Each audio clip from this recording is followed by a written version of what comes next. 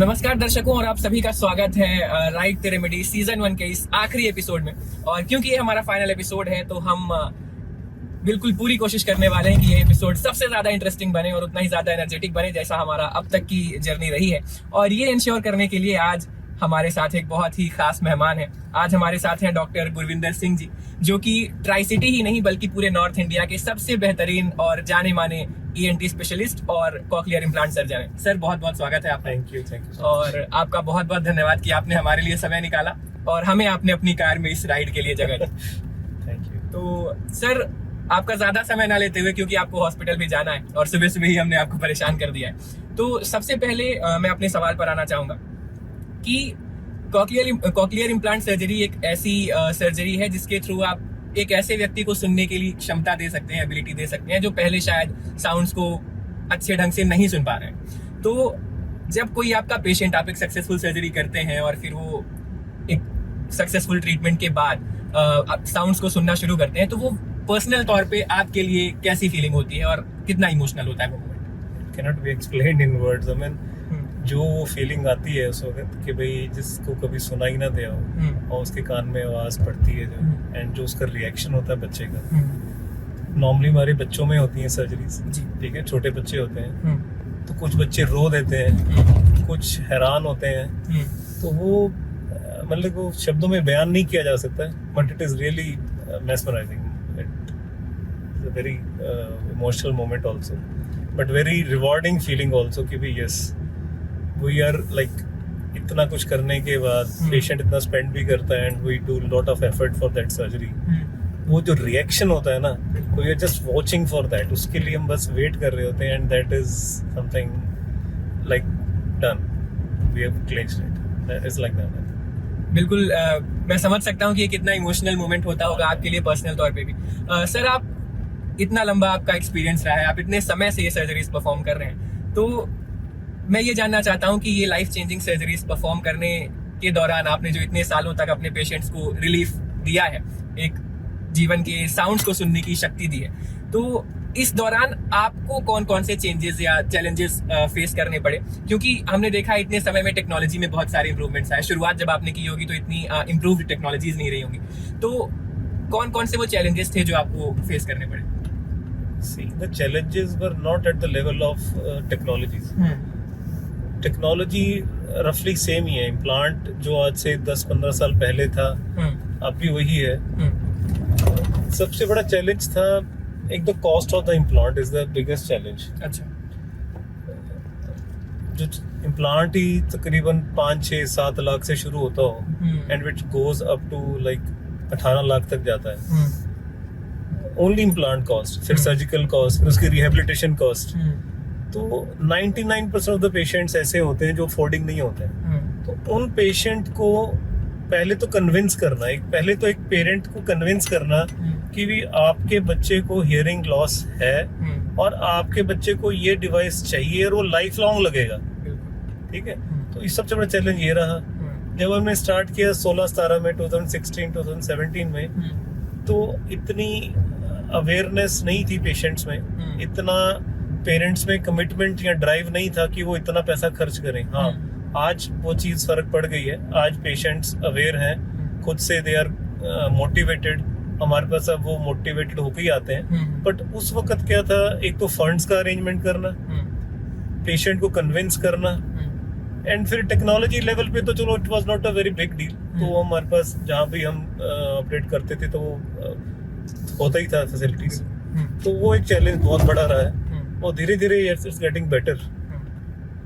Sir जैसा कि आपने बताया कि टेक्नोलॉजी का भी उतना बड़ा चैलेंज नहीं था, पर वो जो उसका इमोशनल एस्पेक्ट है वो ज्यादा बड़े चैलेंजेस होते हैं। तो मैं आपसे अब ये जानना चाहता हूँ कि जब आपने शुरू किया था तो उसके पहले क्या कुछ ट्रेडिशनल, जब ये इम्प्लांट्स नहीं होते थे तो उसके पहले क्या कोई ट्रेडिशनल कोर्स ऑफ ट्रीटमेंट होता था, या फिर you were one of the pioneering surgeons जिन्होंने ये ट्रीटमेंट शुरू किया इंडिया? देखिए, कॉकलियर इम्प्लांट से पहले सिर्फ हियरिंग एड्स ही एक सोल्यूशन था। हियरिंग एड्स ही बच्चे को, बेशक वो 6 महीने का है, 6 साल का है, 60 साल का है, उसको हियरिंग एड ही दिया जाता था हियरिंग के लिए। उसकी लिमिटेशंस हैं हियरिंग एड की। Hearing aid mild moderate hearing loss में काम करता है. जब hearing loss severe to profound हो जाता है तो वो काम नहीं करता है. तो ऐसा कह लीजिए कि भाई कॉक्लियर इम्प्लांट एक ऐसी सर्जरी है जिसका कोई मैच नहीं है. मतलब हमारे पास कोई ऑल्टरनेटिव नहीं है. हो तो शायद मैं इतना पैसा हम क्यों खर्च करें या पेरेंट इतना पैसा क्यों खर्च करें. So it is a unique and unmatchable thing. जब नहीं थी टेक्नोलॉजी ये तो उस वक्त पेशेंट ऐसे ही सफर करते थे. उनको दे लॉस्ट द अपॉर्चुनिटी. वही हमारे पास पेशेंट अब आते हैं जो 10, 12, 15 साल के हैं, जो उनको उस वक्त ये सर्जरीज नहीं अवेलेबल थी, तो दे सफर्ड. उनकी स्पीच डेवलप नहीं हुई, हियरिंग डेवलप नहीं हुई. तो इसलिए ट्रेडिशनली तो कुछ था नहीं. रही बात मेरी, ऐसा तो नहीं कहेंगे कि भी हम इंडिया में मैं I was a Pioneer surgeon, but हाँ ट्राई सिटी में I was amongst the first surgeons in private corporate setup. PGI को अगर हम छोड़ दें तो वी वर द पायनियर्स. 2016 में जब हमने फर्स्ट इम्प्लांट किया था, yes we were the beginners. तो बट वही again challenges and cost of implant and lack of awareness, तो बहुत ज़्यादा कम कर नहीं सके. तो it took us another 2016-17 से लेके अराउंड 3-4 साल का टाइम लगा when we picked up our like cases and yes, this is how it went actually. बिल्कुल. तो सर जैसा कि आपने अपनी जर्नी के बारे में बताया कि आपने जब 2016-17 में शुरू किया, क्या कुछ चैलेंजेस रहे. हमारे इस प्रोग्राम का भी खास मकसद यही है कि आपको एक डॉक्टर, एक सर्जन के तौर पर तो हम जानते ही हैं, उसके अतिरिक्त हम आपको जान सकें, उससे अलग आपको जान सकें एक नॉर्मल एक इंसान के तौर पे. तो मैं आपसे ये जानना चाहूँगा कि हर किसी के लिए कुछ ऐसे खास साउंड्स होते हैं जो कोई एक नॉस्टैल्जिक मेमोरी को क्लिक कर देते हैं या फिर कोई एक खास चीज से रिलेटेड होते हैं. तो आपके लिए सबसे ब्यूटीफुल या सबसे खास साउंड कौन सा है जो एक वार्म हग सा या बहुत ही कंफर्टिंग महसूस होता है? Frankly speaking, Gurbani sung in a proper classical manner, Puratans.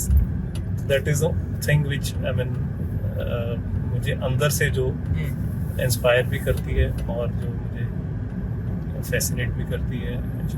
It elevates me also, and this is one thing which I long for day in and day out. तो 24 घंटे अगर मुझे बोले तो जिसको सुनने के लिए मैं रेडी एंड ईगर. तो this is how it is. आपने गुरबानी की बात की सर, हमने आपकी प्लेलिस्ट में भी देखा गुरबानी है और सुबह सुबह आपने कहा कि आप ऑल डे लॉन्ग सुन सकते हैं और आपको वो कंफर्टिंग करता है. अगर हम देखें तो डॉक्टर्स भी एक तरह से भगवान का रूप होते हैं, उन्हें कहा जाता है, और आप तो जिस तरह की जो आपकी स्पेशलिटी है, you literally have the power कि आप लोगों को 5 सेंसेस में से एक आप दे सकते हैं. तो ऐसे गॉड लाइक पावर होने के बाद आप खुद को ग्राउंडेड कैसे रख पाते हैं? खैर ये तो कभी माइंड में आया ही नहीं कि इतना बड़ा कुछ कर रहा हूँ मैं. हाँ ऐसा जरूर है कि 24 घंटे ये जरूर माइंड में रहता है कि इतनी महंगी सर्जरी हम कर रहे हैं. 6-7 लाख का इम्प्लांट है, टोटल कॉस्ट 7-8 लाख तक पहुंच जाती है. पेशेंट ने इतना विश्वास किया है, तो वो एक फियर और एक रहता है मन में कि ये सक्सेसफुल होना चाहिए, कहीं गड़बड़ ना हो जाए. उसके लिए ड्यू डिलीजेंस, जितना भी उसके लिए मेहनत करना है, रिसर्च करना है, किसी से रीच आउट करना है, अपने सीनियर से, मेंटर से, वो करना है. तो वो जो एक डर है ना, that keeps me grounded. I think वो आपको उड़ने नहीं देता. मतलब कि आप you are throughout that surgery, throughout that process, you are एक फियर को आप काउंटर कर रहे होते हो कि पेशेंट ने इतना मेरे पे विश्वास किया है एंड इतना स्टेक है, इतना फाइनेंशियली ऑल्सो. तो I mean it should be near perfect. Surgery is very I mean minute type of surgery. तो उसमें I think that can be one of the things मैं कह सकता हूँ कि विच नेवर अलाउज दैट, जैसे कहते हैं ना, लापरवाही की कोई गुंजाइश ही नहीं रहती है उसमें. उसमें आपको you have to be very careful, fearful, prepared. मैं थोड़ा सा अब अपने दर्शकों के लिए, ताकि थोड़ी सी चीजें इंफॉर्मेशनल जो कई बार हमारे पास क्वेरीज आती हैं, हमारे जो दर्शक हैं वो कई बार ये वंडर कर रहे होते हैं कि कोई ऐसा पेशेंट जिसने कभी कुछ सुना ही नहीं, severe to profound hearing loss का ऐसा पेशेंट, और उन्हें जब कॉक्लियर इम्प्लांट दिया जाता है और वो पहली बार उसके थ्रू चीज़ें सुनते हैं, साउंड सुनते हैं, तो वो स्पीच कैसे डेवलप करते हैं, वो बोलना कैसे सीख पाते हैं उसके बाद? देखो, दो तरह के हियरिंग लॉस दो तरह के होते हैं बेसिकली। एक तो जो बचपन से होता है उसको हम प्रीलिंगुअल कहते हैं, ठीक है। एक होता है बाद में, उसकी स्पीच बच्चे की थी या एडल्ट की स्पीच थी, but due to some reasons, infection, trauma, कुछ भी हो सकता है, उसकी स्पीच चलेगी। तो दोनों में मेहनत डिफरेंट है। दूसरे केस में जिसमें ऑलरेडी स्पीच थी बट वो किसी कारण से चले गई और मशीन काम नहीं कर रही है, उसमें the results are nearly instant. आपने इम्प्लांट किया and with little bit of rehabilitation वो हियरिंग्स होती है, होता है, और पेशेंट तो स्पीच होती है ऑलरेडी डेवलप्ड, तो दिक्कत नहीं आती। दिक्कत आती है न्यू बॉर्न पेशेंट्स में, क्योंकि जो स्पीच है ना, that is dependent upon normal hearing. जब तक बच्चे को नॉर्मल हियर नहीं करेगा उसकी स्पीच डेवलप नहीं होगी। तो जब हम इतनी मेहनत करके, पेरेंट इतना पैसा लगा भी लेता है, इम्प्लांट पे खर्च कर दिया, जो उसकी सर्जरी की जो दुख दर्द है, इमोशनल है, वो सब उसको बियर करने के बावजूद भी जब इम्प्लांट लगता है ना, तो speech is not there. Speech को डेवलप होने में it requires special training, speech therapy की जरूरत पड़ती है, एंड इट टेक्स तकरीबन 6-10 महीने, साल तक का एक स्पीच थेरेपी का कोर्स जरूरी होता है, फिर स्पीच डेवलप होती है। तो इसलिए वो ये समझना चाहिए पेरेंट्स को भी कि सर्जरी जौन सी है, that is only a part of the whole process. अगर हम सर्जरी करा लें और स्पीच थेरेपी फोकस ना करें तो इट इज यूजलेस। तो जितना पैसा खर्च किया आपने, तो दैट इज वेस्ट, उसकी स्पीच डेवलप नहीं होगी, बिकॉज होल पर्पस इज ताकि बच्चा बोल सके, ठीक है ना।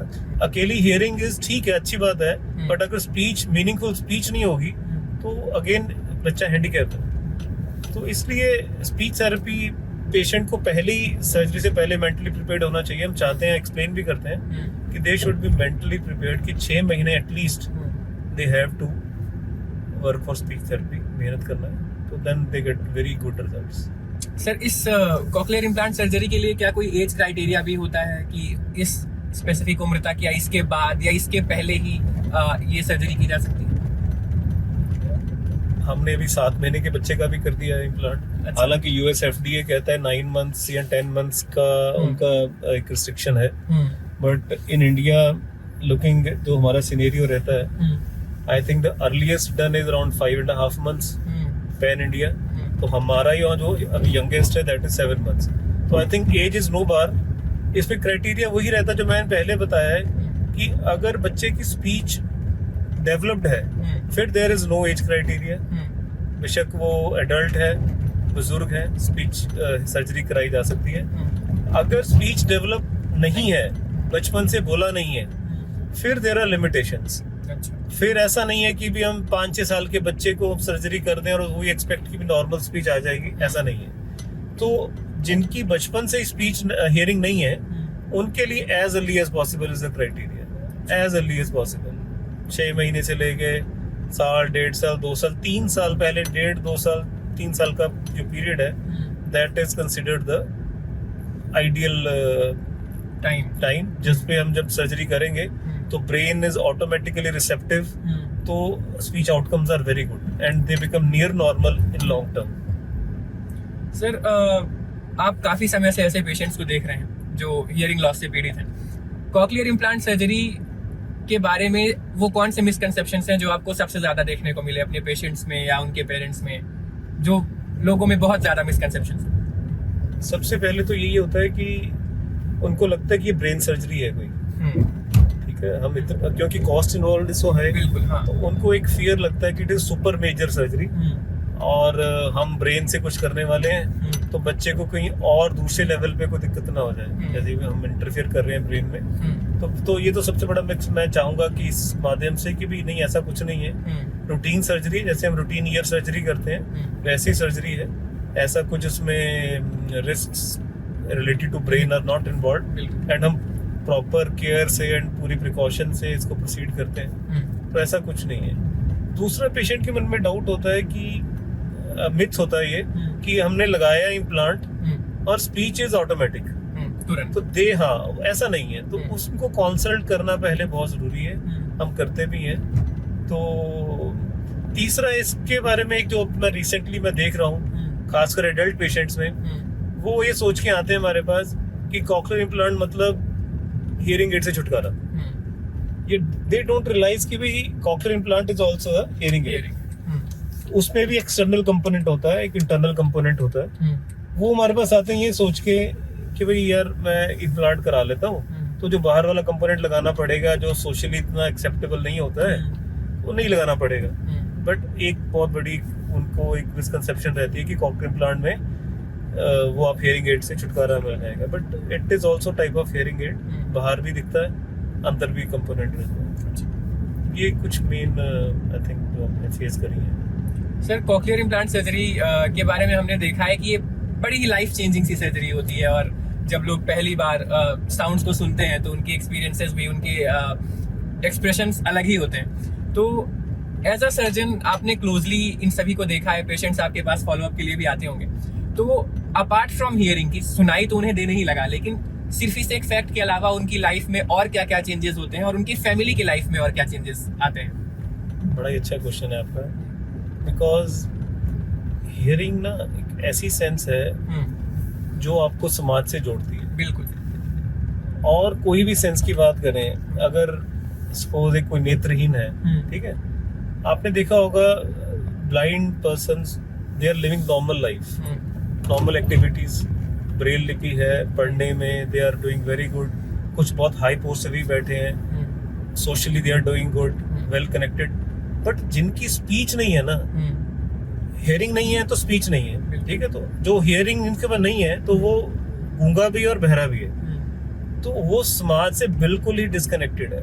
और अगर ये चीज शुरू से ही है तो ऐसे बच्चे तो ऐसा कह लो कि भी आप वो mentally they are not sound also, because उनकी वो डेवलपमेंट होती ही नहीं जो सोशल डेवलपमेंट होनी चाहिए। फिर वो सारी उम्र वो डिपेंडेंट रहते हैं किसी के अटेंडेंट के ऊपर कि कोई उनको समझाए, कोई उनको अटेंड करे। तो इसलिए हियरिंग के अलावा जो ये सोशल बेनिफिट्स हैं, जो उनकी एक सोशल लाइफ में ट्रांसफॉर्मेशन आती है, दैट इज ह्यूज। जो वो पार्टिसिपेट करना शुरू कर देते हैं नॉर्मल एक्टिविटीज में, एंड स्कूल में परफॉर्मेंसेज हैं वो उनकी एनहेंस होती हैं, सोशल लाइफ में उनकी, अगर कोई सपोज बुजुर्ग है उसकी हियरिंग नॉर्मल आ गई है ड्यू टू इम्प्लांट, और जो उनका सोशल इंटरेक्शन है या जो उनका समाज में या कोई बिजनेस माइंडेड है, तो जो इम्प्रूवमेंट या जो बेनिफिट मिलता है ना, दैट इज प्रोफाउंड। तो that is something like overall physical, psychological, mental, emotional, it leads to all upliftments. जैसा आपने बताया सर, सर्जरी के पहले और बाद के एक्सपीरियंसेस में जो डिफरेंस है वो किसी बॉलीवुड मूवी से कम नहीं है। और अब टॉकिंग अबाउट बॉलीवुड मूवीज, हम आपसे जानना चाहेंगे कि अगर एक कॉक्लियर इम्प्लांट सर्जन के तौर पर इतना लंबा जो आपका एक्सपीरियंस है उसे एक बॉलीवुड मूवी के तौर पर आपको डिस्क्राइब करना होता तो वो कौन सी मूवी होती, अगर आप बॉलीवुड मूवीज के शौकीन हो और आप देखते हो तो? I am very poor at these things. मेरे को एक अमिताभ बच्चन की मूवी थी, उसमें दैट वाज सुन समथिंग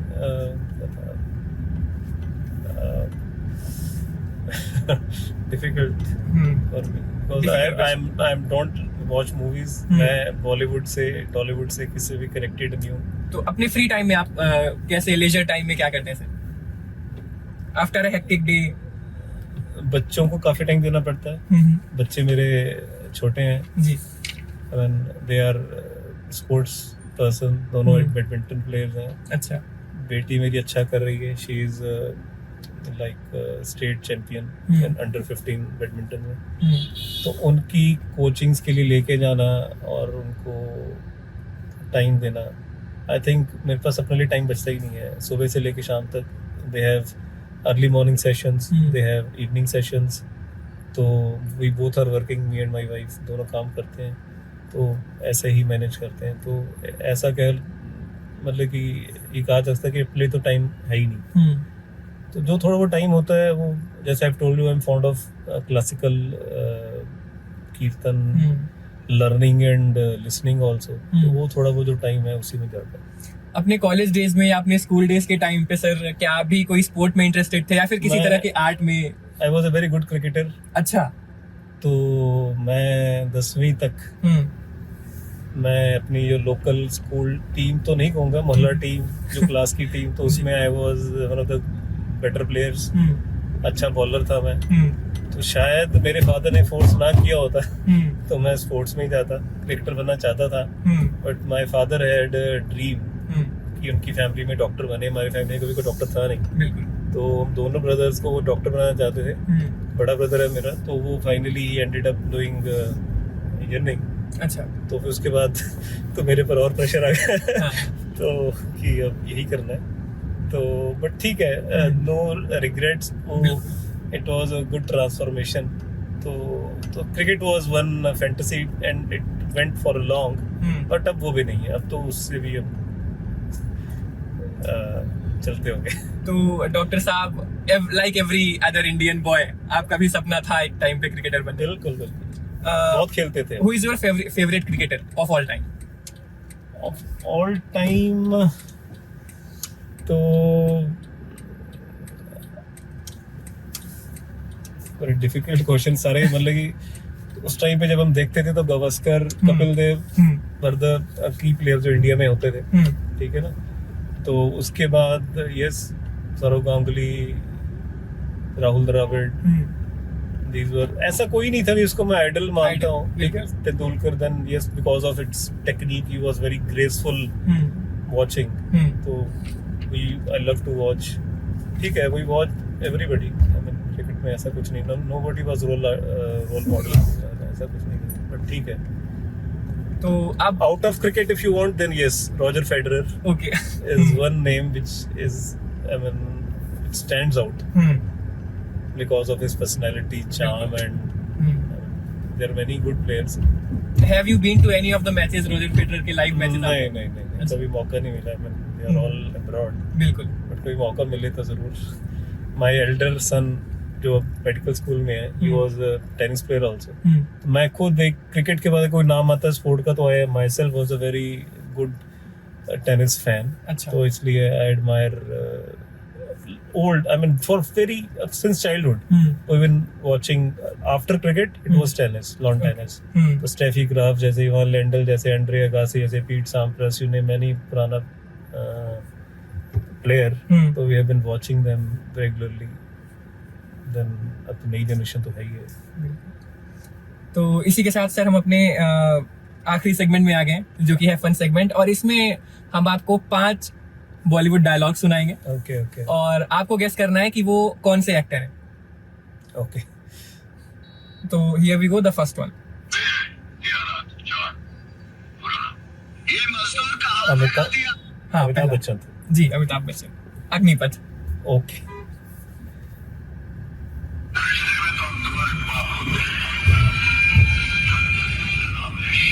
ये अगेन अमिताभ बच्चन। तो मूवी में देखी है बाय चांस। अच्छा, शहनशाह, बिल्कुल। राजकुमार। एक बार फिर से आपको सुनना पड़ेगा। This is okay. ठीक है। Track confirmed।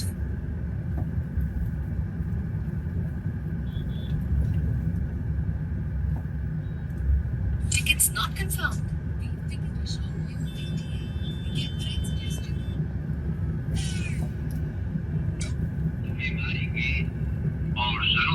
ये वो, ये दिस इज राजकुमार। हाँ, this is Rajkumar. Rajkumar seems to be your favorite sir। अरे नहीं, आई मीन ओल्डीज, पुराने जैसे मैं, अब वही बात आ जाती है, जब हम 11वीं 12वीं पढ़ते थे तो हम, ये कुछ भी नहीं था, no social media, no mobile, घर पे टीवी नहीं होता था। Only thing was radio, audio. तो ये गाने सुन सुन के ही पढ़ाई होती थी। बिल्कुल। तो विविध भारती लगता था और पढ़ाई होती थी, ऐसे ही दिस इज व्हाट। तो इस करके जो पुराने एक्टर्स हैं, पुराने सिंगर्स हैं, वो उनका ज्यादा रिकग्निशन है। बिल्कुल। बस ये लास्ट मनोज कुमार के Dilip Kumar this is Dilip Kumar, this is Rajesh Khanna. Raj का नाम चलो ठीक तो है। इसके साथ हम अपने इस प्रोग्राम के आखिरी पड़ाव पर आ गए हैं सर, और आपका बहुत बहुत धन्यवाद, आपने हमारे लिए समय निकाला और सुबह सुबह आपने टाइम निकाला। आप ऐसे ही एनर्जेटिक बने रहें, हंसते मुस्कुराते रहें, और फन लविंग है आप बहुत ज्यादा। आपसे मिलकर हमें बहुत ज्यादा एनर्जेटिक फील हो रहा है। Thank you. तो आप ऐसे ही हमेशा एनर्जेटिक बने रहें, अपने पेशेंट्स को नई नई उम्मीदें देते रहें, उन्हें ट्रीट करते रहें। बहुत बहुत धन्यवाद sir. Thank you so much.